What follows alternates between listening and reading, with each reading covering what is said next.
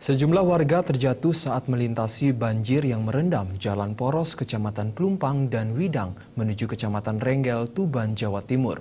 Badan jalan yang tertutup air membuat warga yang melintas tak dapat menghindari lubang dan bebatuan yang berserakan di dalamnya.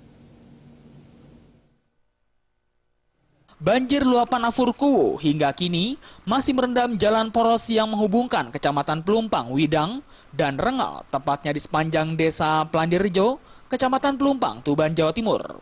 Banjir sudah berlangsung sejak sepekan terakhir dan belum surut hingga saat ini. Bahkan jalanan mulai rusak dan berlubang karena terlalu lama terendam banjir setinggi 50 cm. Kondisi ini membuat warga yang melintas harus bekerja ekstra keras. Beberapa di antaranya sampai terjatuh dan nyaris terperosok ke areal persawahan yang ada di sekitarnya. Seperti yang menimpa seorang pengendara motor yang tengah membawa beban berat ini. Bermaksud menepi saat berpapasan dengan truk, pengendara motor ini justru terjebak lubang dan terjatuh. Beruntung si pengendara motor asal Sidoarjo ini tak sampai menderita cedera. Dari mana, Mas? Dari Bangunrejo. Bangunrejo. Ini ke sana masih tinggi airnya? Ya itu lumayan begitu. Sepeda susah nggak, Mas? Susah, metik susah. Oh, susah ya.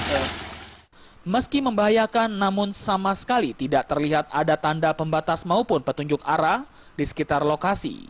Kondisi ini menyebabkan warga kesulitan memilih dan menerka batas jalan dengan sungai dan areal persawahan di sekitarnya.